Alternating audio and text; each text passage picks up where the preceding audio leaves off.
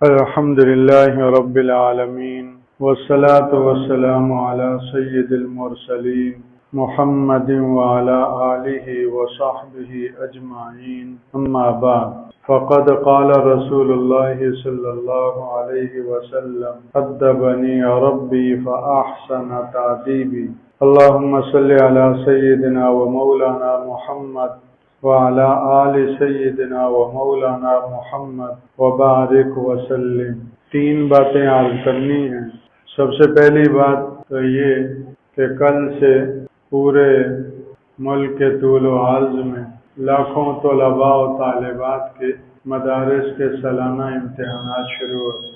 وفاق المدارس العربیہ پاکستان بورڈ کے تحت، جس میں صرف ایک اندازے کے مطابق آخری تکمیل کے درجے سے فراغت پانے والے فضلاء کی تعداد کم و بیش 15,000 ہے، جو دور حدیث سے فراغت پا گئے، اور آخری درجہ تکمیل سے فراغت پانے والی طالبات فاضلات کی تعداد کم و بیش 23,000 ہے۔ اللہ اکبر۔ اس طرح صرف آخری درجے کے فضلاء و فاضلات کی تعداد تقریباً 38,000 بنتی ہے۔ اس سے نیچے جتنے بھی مختلف درجات ہیں اور کلاسیں ہیں، ان سب کی مجموعی تعداد تو چند لاکھوں میں ہے۔ اسی طرح قرآن مجید کے حفاظ قرآن اور حافظات قرآن، ان کی تعداد بھی کم و بیش 90,000 ہے۔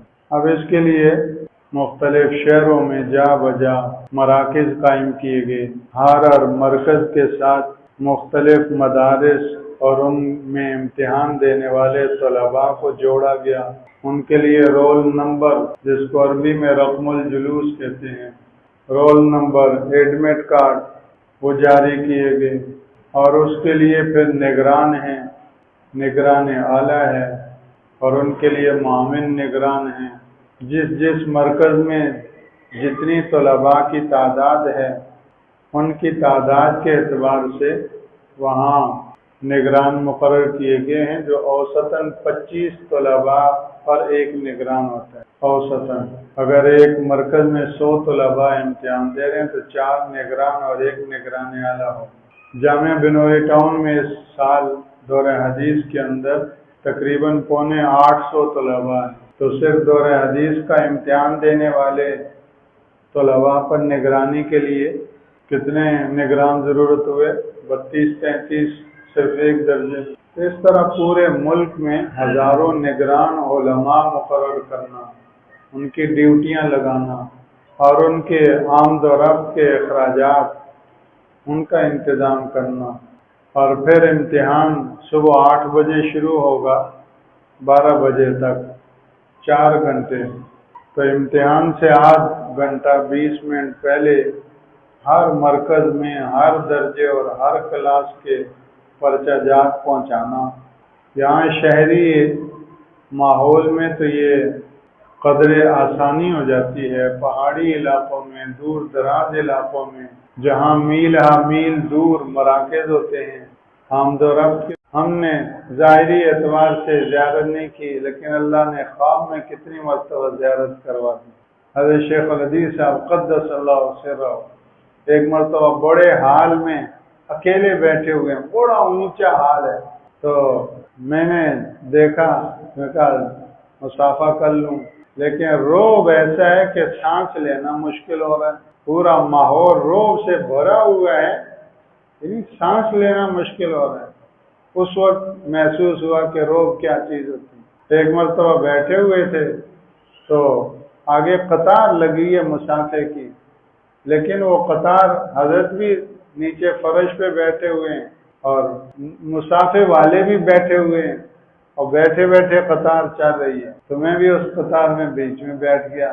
جب میری باری آئی، پہنچا، تو میں نے مصافحہ کیا، ہاتھوں کو بوسہ دیا، تو پاؤں کے اور ٹانگوں کے دابنے کا اور جو ہے وہ اجازت مانگی کہ حضرت اجازت ہو تو جس کا مٹھی چابی کہتے ہیں، تو اجازت دی، تو میں پاؤں دبا رہا ہوں، ٹانگیں یہ پنڈلیاں دبا رہا ہوں، اور سوچ رہا ہوں کہ یہ تہجد میں کھڑے کھڑے کتنی تھکتی ہیں۔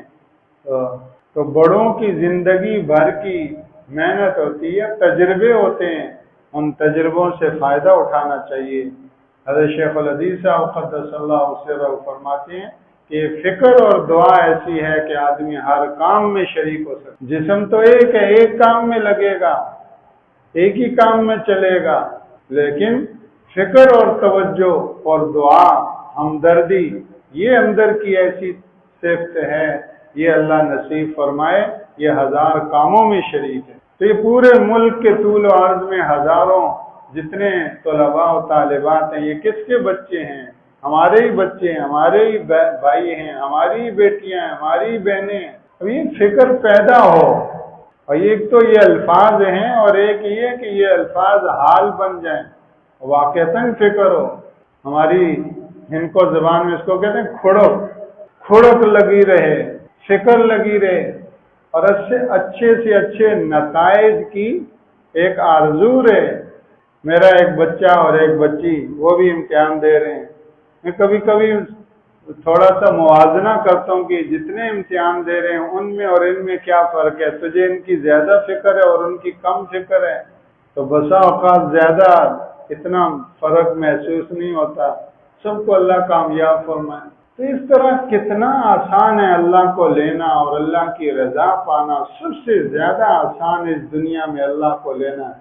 امیر ہو، غریب ہو، اور دیہاتی ہو، ان پڑھ ہو، انگوٹھا بھی صحیح نہ لگا سکتا ہو، پہاڑوں سے زیادہ اللہ کا تعلق وہ پا سکتا۔ بس توجہ کی چیز ہے اور سیکھنے کی چیز ہے کہ اس چیز کو سیکھے آدمی۔ اللہ اکبر۔ امام احمد بن حنبل رحمہ اللہ خواب میں کسی نے دیکھا تو پوچھا کہ حضرت اللہ جل شانہ نے کیا معاملہ کیا؟ تو امام احمد بن حنبل رحمہ اللہ فرمانے لگے کہ اللہ نے بہت کرم کیا اور معافی اور مغفرت کا معاملہ فرمایا، اور پڑوس میں کوئی ترخان تھا، لوہا کوٹنے والا حداد، اس کے بارے میں فرمایا کہ وہ تو بہت آگے نکل گیا۔ کہ ثنا میں پڑھتے ہیں، ایک تو مشہور ثنا ہے سبحانک اللہم و بحمدک و تبارک اسمک و تعالی جدک ولا الہ غیرک۔ اس کی جگہ اور بھی ثنا اور اذکار ہیں، ایک ان میں سے یہ بھی ہے اللہ کے رسول صلی اللہ علیہ وسلم۔ اچھا، کبھی کبھی اللہ کے رسول صلی اللہ علیہ وسلم اللہ اکبر تکبیر تحریمہ کہہ کر براہ راست سورہ فاتحہ شروع کر، اس لیے یہ جو ثنا ہے یہ سنت ہے، واجب بھی نہیں ہے، یہ کیا ہے؟ سنت ہے۔ عام حالات میں اس کا اہتمام کرنا چاہیے۔ اب اگر کسی کی فرض نمازیں قضا رہتی ہیں تو وہ قضا نماز کو مختصر کرنے کے لیے ثنا کے بغیر سورہ فاتحہ شروع کر دے تو بھی صحیح ہے۔ یا بسا اوقات وقت تھوڑا ہوتا ہے، فجر کی نماز کھڑی ہونے والی ہے اور سنتیں پڑھنی ہیں، تو ایسے میں ان سنتوں کو مختصر کرنے کے لیے اس کی گنجائش ہے ثنا کے بغیر ہی اللہ اکبر تکبیر تحریمہ کیا کر سیدھا کیا کرے؟ سورہ فاتحہ شروع کر لے۔ تو کبھی کبھی ثنا کے موقع پر اللہ کے رسول صلی اللہ علیہ وسلم کی یہ دعا بھی تعلیم کرتا ہے، اللہم باعد بینی و بین خطایای کما باعدت بین المشرق والمغرب۔ کیسی دعا ہے؟ اے میرے اللہ، میرے اور میرے گناہوں کے درمیان اتنی دوریاں حائل کر دے جتنی مشرق و مغرب میں دوریاں، اتنی دوریاں۔ جتنا گناہوں سے دور ہوگا اتنا اللہ کے قریب ہوگا، جتنا گناہوں سے دور ہوگا اتنا انسانیت کی معراج نصیب ہوگا، جتنا گناہوں سے دور ہوگا اتنی بلندیوں پر ہوگا، جتنا گناہوں کے قریب ہو جائے گا اتنی پستیوں میں آ جائے گا۔ تو اب یہ گناہوں کے مواقع تو جیب میں آگے، اور دعا کیا منگوائی جا رہی ہے کہ یہ مانگو اللہ سے کہ اللہ میرے اور گناہوں کے درمیان اتنی دوریاں قائم کر دے جتنی مشرق اور مغرب، ایسٹ اور ویسٹ، کتنی دوریاں ہیں۔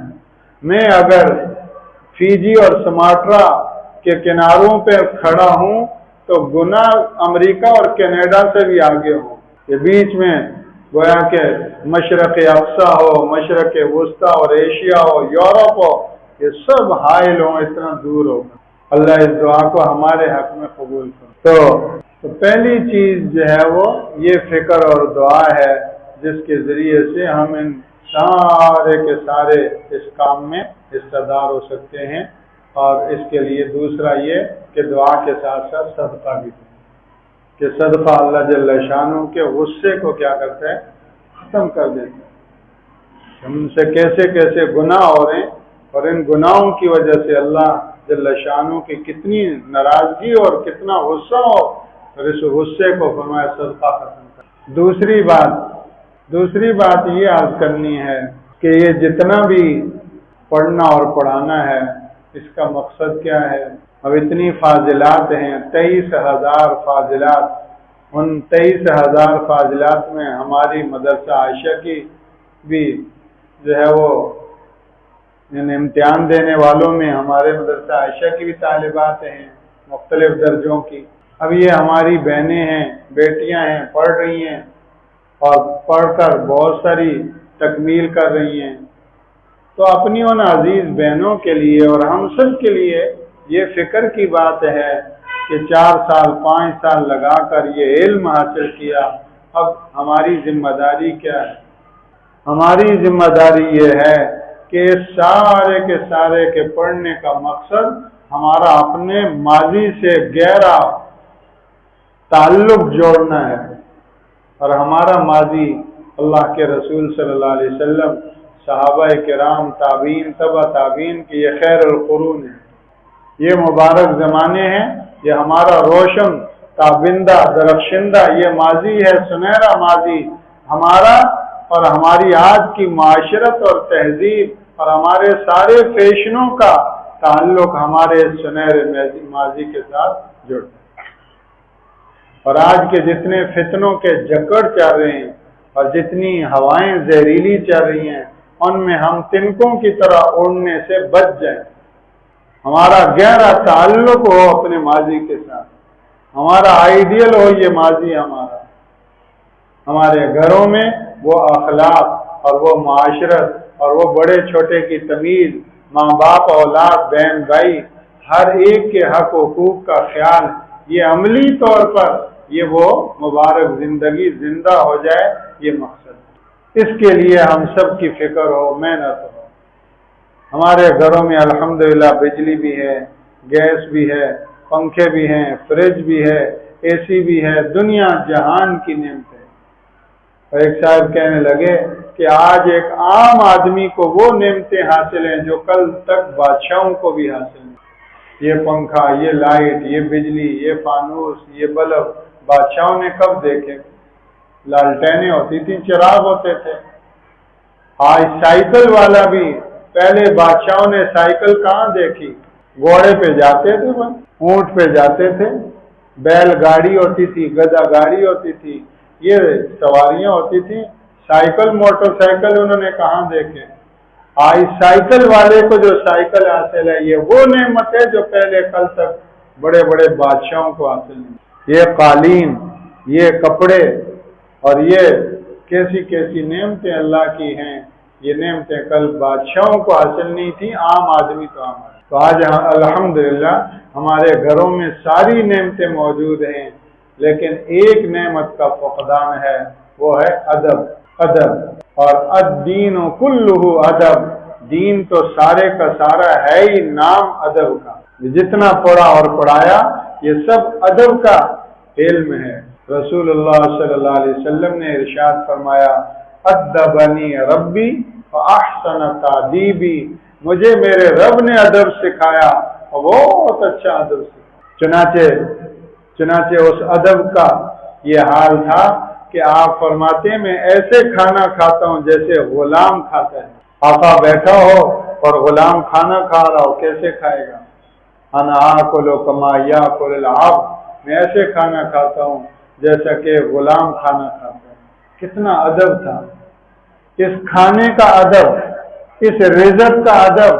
چنانچہ فرمایا کہ پہلے تم بیٹھ جاؤ اور پھر کھانا آئے، تم کھانے کا انتظار کرو، کھانا تمہارا انتظار نہ کرے۔ تم کھانے کے محتاج ہو، کھانا تمہارا محتاج نہیں ہے۔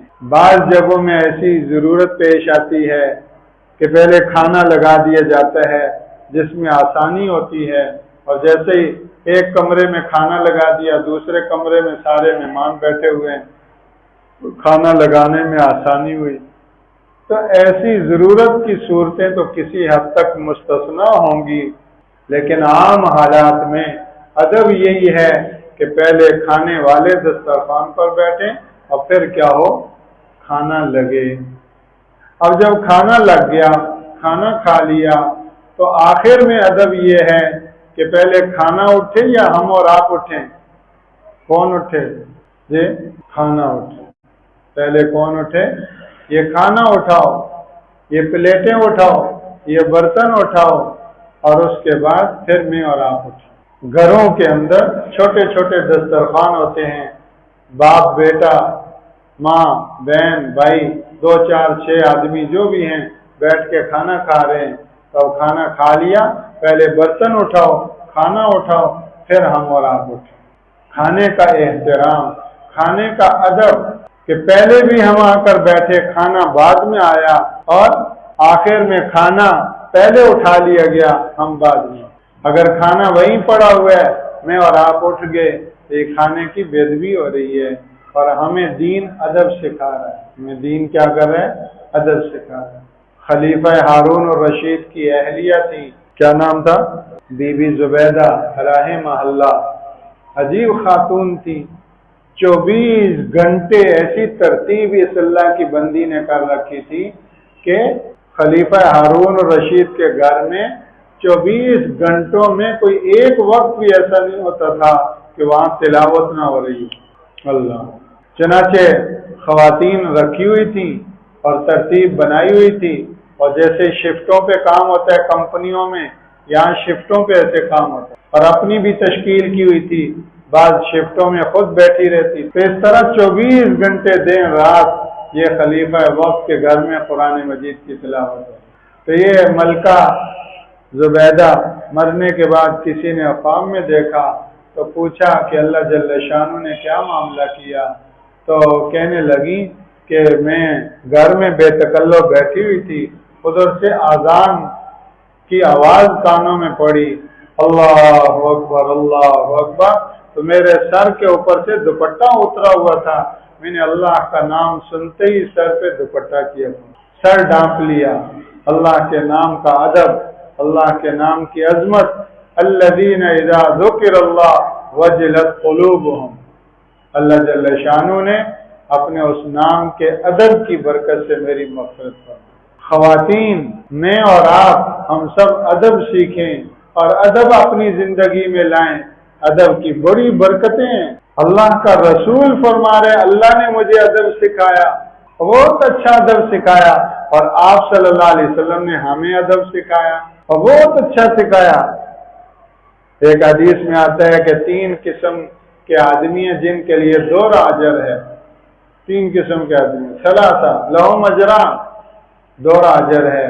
ایک تو وہ نوکر اور غلام کہ جو اپنے آقا کا کام بھی کرتے ہیں، پوری ڈیوٹی دیتے ہیں، اور اپنے اللہ کی عبادت بھی، فرائض بھی پورے ادا کرتے ہیں، تو اس کے لیے 2 اجر ہے۔ آج جمعے کے بعد ایک ساتھی ملے جو یہاں ڈگری کالج میں ہیں، کہتے ہیں کہ مجھے یہ نیشنل بینک میں 11 سال ملازمت کی، اور پھر اللہ والوں سے تعلق کی برکت سے اللہ نے اس سودی ملازمت سے نجات دی۔ کہتے میں نے ریزائن دے دیا نیشنل بینک سے، تو جدہ میں کسی بڑی ہائی پوسٹ سے ان کو آفر آئی، وہاں ان کو ملازمت مل رہی تھی، لیکن غالباً وہ 12 گھنٹے کی ڈیوٹی تھی۔ تو کہتے ہیں کہ میں نے ان سے پوچھا کہ نمازوں کا کیا ہوگا، بڑی سخت ڈیوٹی ہے، تو انہوں نے یہ کہا کہ نمازیں آپ آخر میں پڑھ لیں، ڈیوٹی کے دوران نمازوں کی اجازت نہیں، بعد میں آپ جو نمازیں ڈیوٹی میں آ رہی ہوں بعد میں آخر میں پڑھ لیں۔ تو کہتے ہیں کہ مجھے ایسی ملازمت ہی نہیں چاہیے، ملازمت کو ہی چھوڑ دیا۔ اب اللہ جل شانہ ان کو کب محروم کریں گے؟ جس نے اللہ کی خاطر یہ کیا ہو، اللہ کی خاطر جو چھوڑتا ہے اللہ اس سے بہتر اس کو دے دیتا ہے۔ فلما اعتزلهم وما يعبدون من دون الله وهبنا له اسحاق ويعقوب وكلا جعلنا نبيا ووهبنا لهم من رحمتنا وجعلنا لهم لسان صدق عليا۔ مشرک باپ کو چھوڑا، مشرک رشتہ دار اور برادری کو چھوڑا، اللہ نے نبیوں سے نواز دیا۔ بندہ جو گناہ اور جو بری چیز اللہ کے لیے چھوڑ رہا ہوتا ہے، حدیث پاک کے اندر آتا ہے کہ ابھی اس نے چھوڑا نہیں، چھوڑنے کا ارادہ کر رہا ہوتا ہے، ایسے میں اللہ اس کا متبادل اس کے لیے تیار کر دے، اس سے بہتر ہے۔ تو ادب بڑی دولت ہے۔ رسول اللہ صلی اللہ علیہ وسلم نے ان کو اللہ نے ادب سکھایا اور آپ نے ہمیں ادب سکھایا۔ ایک مرتبہ حضرت عباس سے آپ نے فرمایا، عمر کے بارے میں بات تھی کہ آپ بڑے ہیں یا میں بڑا ہوں عمر کے اعتبار سے، تو حضرت عباس عرض کرنے لگے، اللہ کے رسول بڑے تو آپ ہیں، عمر میری زیادہ ہے، بڑے تو آپ ہیں، عمر میری زیادہ ہے۔ حالانکہ عمر کی بات ہو رہی ہے تو کہہ دیتے کہ میں بڑا ہوں۔ ادب دیکھیں، ادب کیسا ہے کہ بڑے تو آپ ہی ہیں، عمر میری زیادہ ہے۔ حضرت حسین رضی اللہ تعالیٰ عنہ جنت کے شہزادے، بلکہ جنت کے شہزادوں کے سردار، ان کے بارے میں سنا کہ کوئی بڑے میاں تھے، وضو میں کوئی گڑبڑ ہو رہی ہوگی، کوئی کمی کوتاہی ہوگی، تو بجائے اس کے کہ یہ کہتے کہ آپ کا وضو صحیح نہیں، آپ وضو صحیح نہیں کر رہے، یا ہمارے جیسا کوئی ہوتا تو کہتا آپ کے بال سفید ہو گئے، ابھی تک وضو کرنا بھی نہیں سیکھا۔ وہ تو اللہ کے رسول کے لاڈلے نواسے تھے۔ کہتے ہیں کہ بڑے میاں سے عرض کرنے لگے کہ میں آپ کے سامنے وضو کرتا ہوں، میری غلطیاں دیکھیں، کوئی غلطی تو نہیں، میری نگرانی کریں، میرا وضو چیک کریں۔ اب ان کے سامنے وضو کر رہے ہیں سنت کے مطابق، تو وہ بڑے تو ظاہر ہے تجربے کار سمجھدار، انہوں نے دیکھا اور اپنی غلطی خود ہی نوٹ کر لی کہ میں تو وضو ایسے کرتا ہوں۔ ادب بڑی دولت ہے، بڑوں کا ادب۔ حضرت موسیٰ علیہ السلام کتنے بڑے جلیل القدر پیغمبر ہیں، بیوی کو تو نہیں کہہ رہے، اللہ کا پیغمبر ہے کلیم اللہ، بیوی کو کیا کہہ رہے ہیں؟ قرآن مجید نے بتایا کہ فلما را نارا قال لأهلهم كثوا انی آنست نارا، بیوی سے کیا کہہ رہے ہیں؟ کسو، حالانکہ عربی گرامر کے اعتبار سے یہ کہتے ہیں کسی، تو یہیں بیٹھ، میں وہ آگ دیکھیے میں وہاں جا رہا ہوں، تو یہیں بیٹھ اور تو یہیں ٹھہر، لیکن نہیں کسو، آپ یہاں ٹھہریں، آپ یہاں ٹھہریں، میں جا رہا ہوں، میں نے آگ دیکھی۔ کیسا ادب ہے! شوہر بھی کوئی عام نہیں، اللہ کا جلیل و قدر پیغمبر ہے، لیکن ادب ایسا ہے کہ اپنی اہلیہ کو بھی کہہ رہے ہیں آپ یہاں ٹھہریں۔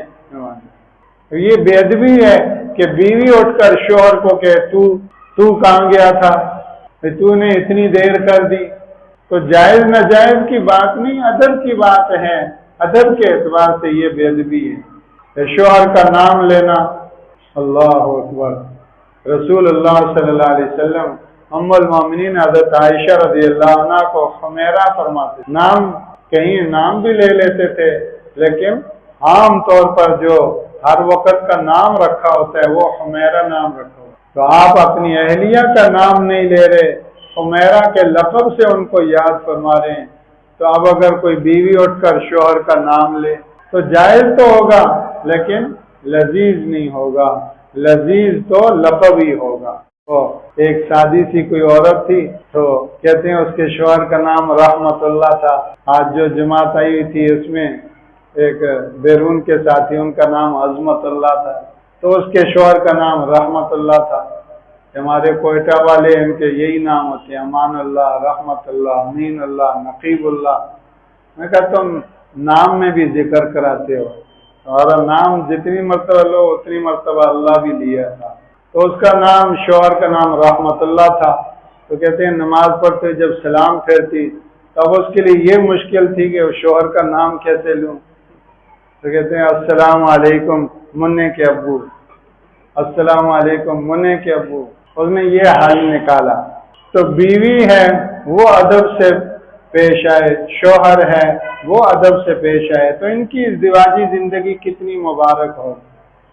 رسول پاک صلی اللہ علیہ وسلم جب حضرت اماں خدیجہ رضی اللہ عنہ کا انتقال ہو گیا تو اس کے بعد بھی آپ کا یہ حال تھا کہ جب آپ کوئی گوشت وغیرہ ہوتا، کوئی جو ہے وہ جانور ذبح فرماتے، تو حدیث پاک میں آتا ہے کہ ڈھونڈ ڈھونڈ کر اماں خدیجہ کی سہیلیوں کو وہ گوشت بھیجا کرتے تھے، اماں خدیجہ کی سہیلیوں کو۔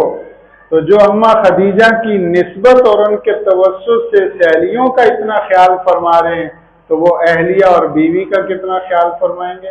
ایک مرتبہ حضرت خدیجہ الکبریٰ رضی اللہ تعالیٰ عنہ کی بہن حضرت حالہ رضی اللہ تعالیٰ عنہ وہ آئیں، دروازے سے اجازت مانگی، آپ اندر تھے تو آپ کے کانوں میں آواز پڑی، تو آپ وہ آواز ہلکی پھلکی ایسی پڑی کہ آپ کو محسوس ہوا کہ یہ وہ ہوں گی، تو آپ نے یوں فرمایا اللہم حالہ، اے اللہ حالہ ہو، اللہم حالہ۔ اتنے خوش ہو رہے ہیں کہ یہ خدیجہ کی بہن ہے، یعنی بیوی کی نسبت سے بیوی کے رشتہ داروں کا اتنا خیال، بیوی کی نسبت سے بیوی کی سہیلیوں تک کا خیال ہے تو بیوی کی بہنوں کا کتنا خیال ہوگا، بیوی کے ماں باپ کا جن کو ہم ساس سسر کے نام دیتے ہیں، بیوی کے ماں باپ کا کتنا لحاظ اور خیال ہوگا۔ اور جب شوہر ایسے ہو کر ان کے ساتھ یہ معاملہ کر رہے ہیں تو بیوی بھی اسی طرح شوہر کے بہن بھائیوں کا خیال کرے، شوہر کے ماں باپ کا خیال کرے، شوہر کے رشتہ داروں کا خیال کرے، تو آپس میں کتنی پرکیف بابرکت ازدواجی زندگی ہو۔ برکتیں تو دین سے، ادب سے۔ اللہ اکبر۔ ایک مرتبہ یہ میں جب واقعہ ادھر ادھر ہوتا ہے تو وہاں نوٹ کریں کون سی چرنگی سے ادھر ادھر گئیں۔ اب اس پر جو ہے وہ کہ بیوی کو چاہیے کہ شوہر کے رشتہ داروں کا خیال اور لحاظ کرے۔ ایک مرتبہ بنی اسرائیل میں 3 آدمی راستے میں سفر کر رہے تھے، اوپر سے تیز بارش شروع ہو گئی، تو وہ تینوں کے تینوں بارش سے بچنے کے لیے ایک غار کے اندر تھوڑی دیر کے لیے چلے گئے کہ تھوڑی دیر آرام کرتے ہیں، بارش ختم ہو جائے گی، ٹھہر جائے گی، پھر نکل کے سفر شروع کریں گے۔ اب وہ غار میں آرام کر رہے تھے کہ اوپر سے ایک بڑی چٹان آ کر غار کے دروازے میں آ کے دڑام سے لگی اور سارا غار کا دروازہ بند کر دیا۔ اندر اندھیرا، سانس لینا مشکل، اندر پھنس کر رہ گئے۔ یا اللہ، یہ تو خبر ہی بنے گی۔ تینوں نے آپس میں مشورہ کیا اب اس مصیبت سے کیسے نکلیں، تو اللہ کی طرف متوجہ ہوئے کہ اللہ تیری ہی ذات پاک ہے، تو قادر ہے، قدیر ہے، جیسے یہ چٹان یہاں آئی یہاں سے آپ آگے بھی اس کو جو ہے وہ دور کر سکتے ہیں، ہٹا سکتے ہیں۔ تو کہنے لگے کوئی ایسا عمل اللہ کی بارگاہ میں پیش کرو کہ جس عمل کو تم نے اللہ کے لیے کیا ہو۔ تو تینوں نے سوچا، ایک نے عمل پیش کیا ہے اللہ یہ عمل اگر آپ کے لیے میں نے کیا تو اس کی برکت سے اس مصیبت سے ہمیں نکال۔ تو وہ چٹان کو تھوڑا سا جھٹکا لگا اور تھوڑی سی ہل گئی۔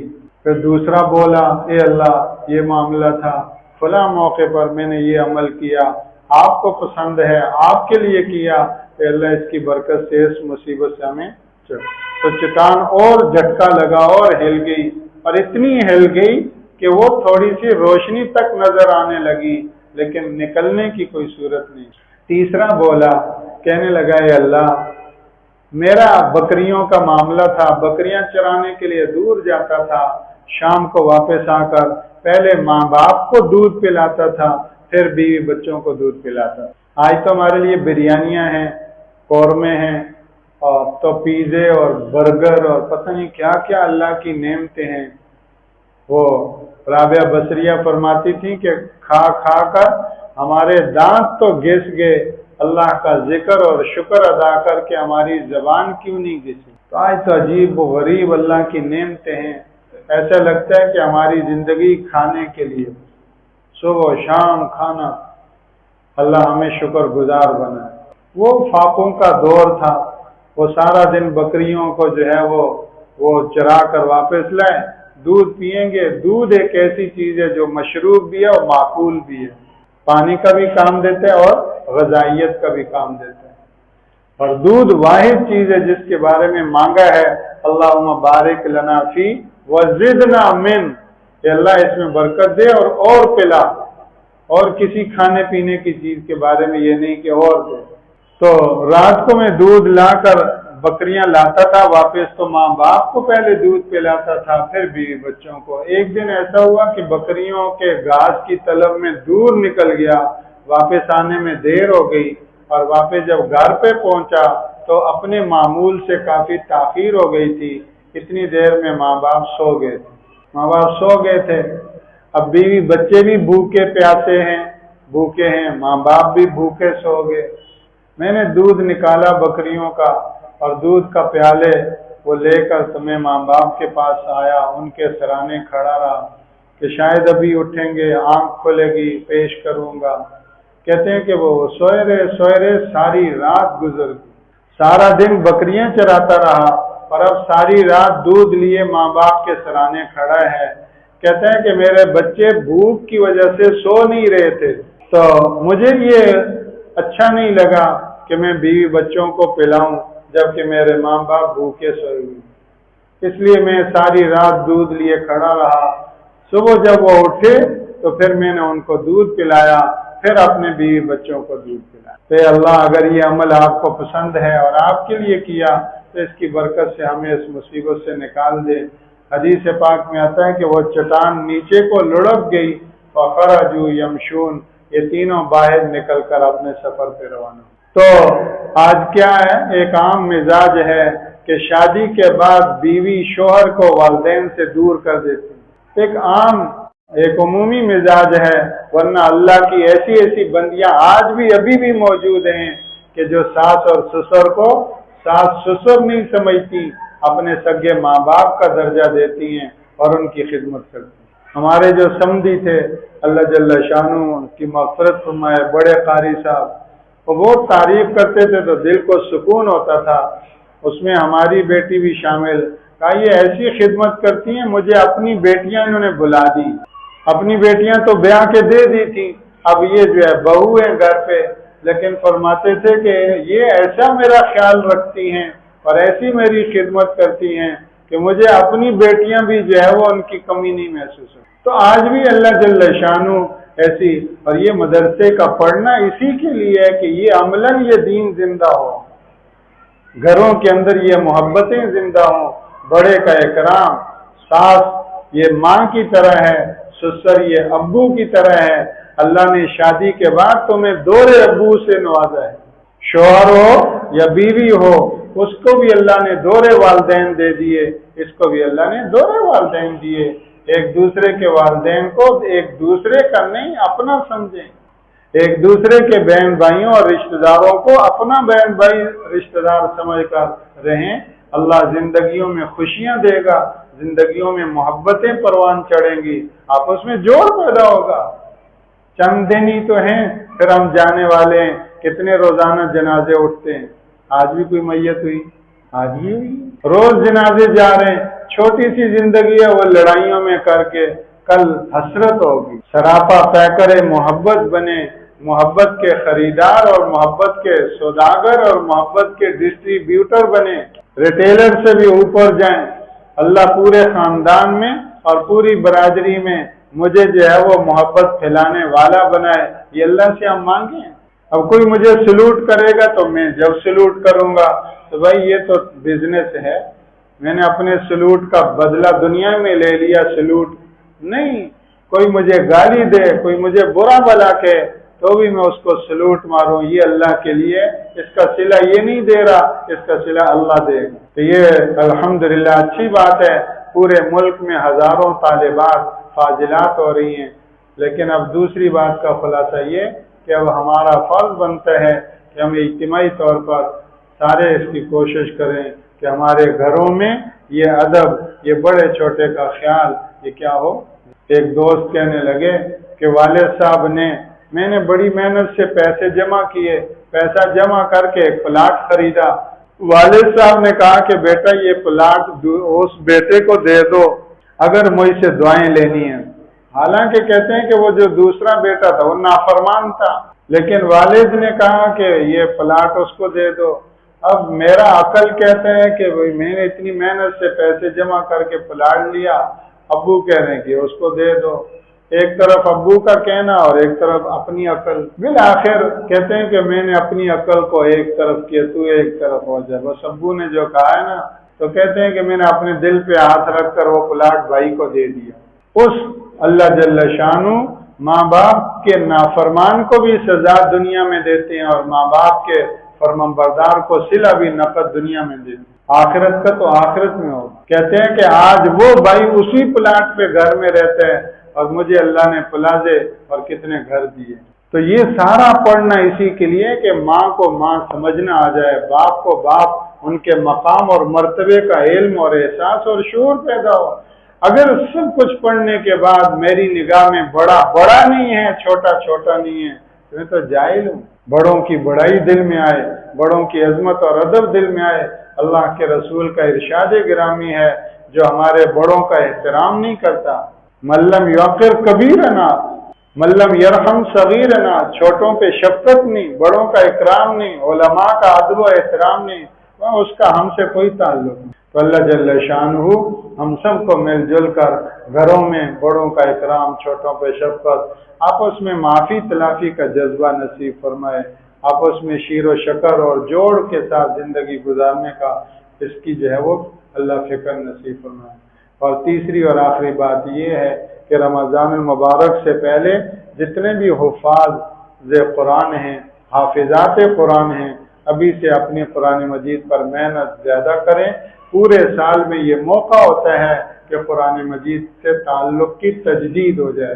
اس لیے خواتین حافظات سے بھی اور مرد حفاظ سے بھی یہ درخواست ہے کہ آپس میں مشورے کریں، اس کی صورتیں بنائیں کہ اب زیادہ سے زیادہ اوقات کو فارغ کر کے قرآن مجید کی منزل پختہ کرنے پر اور اس میں جو ہے وہ ہم لگائیں. اللہ جل شانہ جو کچھ کہا سنا اس کو ہم سب کے لیے نافع بنائیں.